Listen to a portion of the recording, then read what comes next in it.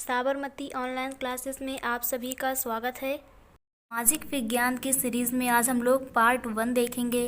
Part 1 में हम लोग समझेंगे कि सामाजिक विज्ञान में हमारे किन किन विषयों को शामिल किया गया है और कितने लेसन हैं, और इसमें आज हम लोग इतिहास का अपना पार्ट 1 देखेंगे।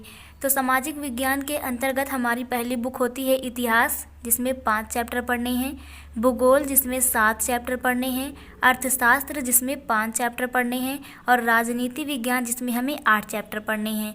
तो इस वीडियो में हम लोग इतिहास का फर्स्ट चैप्टर जो हमारा है उसका पार्ट 1 देखेंगे। इतिहास का हमारा पहला चैप्टर है यूरोप में राष्ट्रवाद का उदय। जो यूरोप देश है इसमें राष्ट्रवाद की भावना कैसे जगी, पहले समझते हैं हम लोग राष्ट्रवाद क्या होता है। राष्ट्रवाद का अर्थ होता है कि राष्ट्र के प्रति निष्ठा, राष्ट्र के प्रति निष्ठा, उसकी प्रगति उन्नति में और उसके सभी नियमों आदर्शों का पालन करना, नियमों को बनाए रखना, ये हमारा राष्ट्रवाद कहलाता है। किसी भी राष्ट्र की निष्ठा, प्रगति, उसके आदर्शों को बनाए रखना ही हमारा राष्ट्रवाद कहलाता है। साधारण भाषा में कहें तो जब कई सारे व्यक्तियों की इतिहास, परंपरा, भाषा, जातीयता और संस्कृति एकीकृत हो जाती है तो इसे हम लोग क्या कहते हैं, राष्ट्रवाद हो जाना। यहाँ से नोट पॉइंट हमारा ये बनता है, यूरोप में राष्ट्रवाद की पहली स्पष्ट अभिव्यक्ति, जो यूरोप हमारा देश है इसमें राष्ट्रवाद की पहली अभिव्यक्ति कब हुई, तो पहली अभिव्यक्ति हुई थी 1789 ईस्वी में फ्रांसीसी क्रांति। फ्रांसीसी क्रांति कब हुई थी, 1789 ईस्वी में, और इसी के साथ में जो यूरोप देश था इसमें राष्ट्रवाद उदय हुआ। नीचे हम लोग समझेंगे कि यूरोप में राष्ट्रवाद के उदय में फ्रांसीसी क्रांति का कैसे योगदान रहा। नेक्स्ट देखते हैं हम लोग यूरोप में राष्ट्रवाद की उत्पत्ति या फिर उदय के कारण क्या थे, यूरोप में राष्ट्रवाद क्यों आया। पहला पॉइंट इसमें है पुनर्जागरण एवं धर्म सुधार आंदोलनों का प्रभाव से। जो पुनर्जागरण की घटना हुई और जो धर्म सुधार आंदोलन हुए इसका प्रभाव पड़ा और इससे यूरोप में राष्ट्रवाद आया।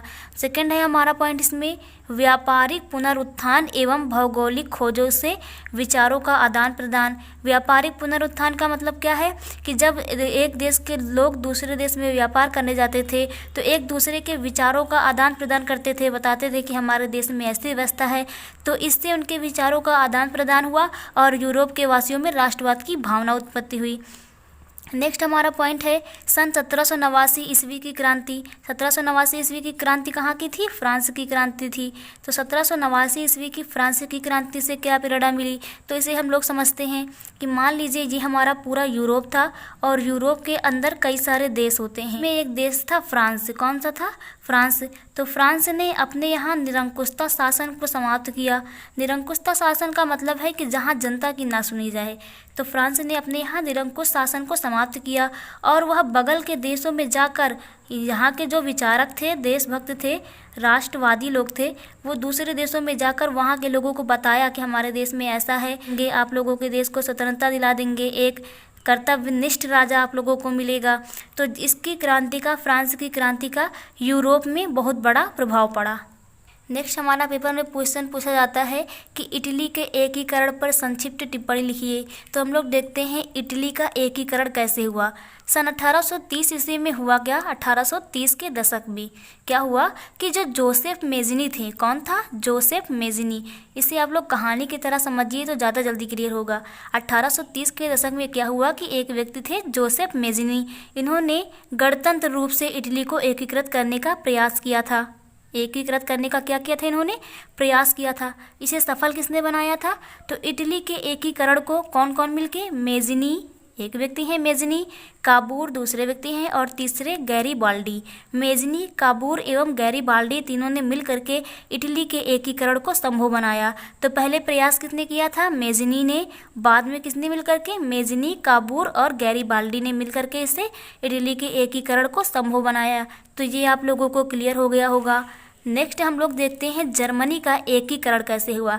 एकीकरण का मतलब है कि सभी उनके अलग अलग राज्यों को मिला करके उनमें एक निष्ठ बनाना। अगला प्रश्न यहाँ से बनता है कि जर्मनी का एकीकरण समझाइए या इस पर संक्षिप्त टिप्पणी। तो इसमें हम लोग समझते हैं सन 1862 ईस्वी में, कब, सन 1862 ईस्वी में जर्मनी का एकीकरण सन 1862 ईस्वी में और इटली का एकीकरण सन 1830 ईस्वी में।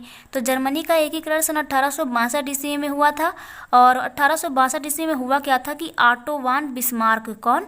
ऑटो वान बिस्मार्क जो थे ये प्रसा के चांसलर थे। क्या थे ये? प्रसा के चांसलर थे, जिसने रक्त और लौह की नीति अपनाई। तो एक नंबर में पूछा जाता है कि ऑटो वान बिस्मार्क ने कौन सी नीति अपनाई थी? रक्त और लौह की नीति से जर्मनी का एकीकरण किया था। किसने किया था? ऑटो वान बिस्मार्क ने 1862 ईस्वी में। नोट पॉइंट यहाँ पर यह है 18 जनवरी 1871 को, 18 जनवरी 1871 को क्या हुआ? वर्साय के महल में जो प्रसा के राजा थे, प्रसा का चांसलर कौन था? ऑटो वान बिस्मार्क, और प्रसा के राजा कौन थे? विलियम प्रथम। तो 1871 में क्या हुआ? 1871 में जो विलियम प्रथम थे, कहाँ के राजा थे ये? प्रसा के, इनको जर्मनी का सम्राट घोषित कर दिया गया। तो इसके आगे हम लोग नेक्स्ट वीडियो में देखेंगे।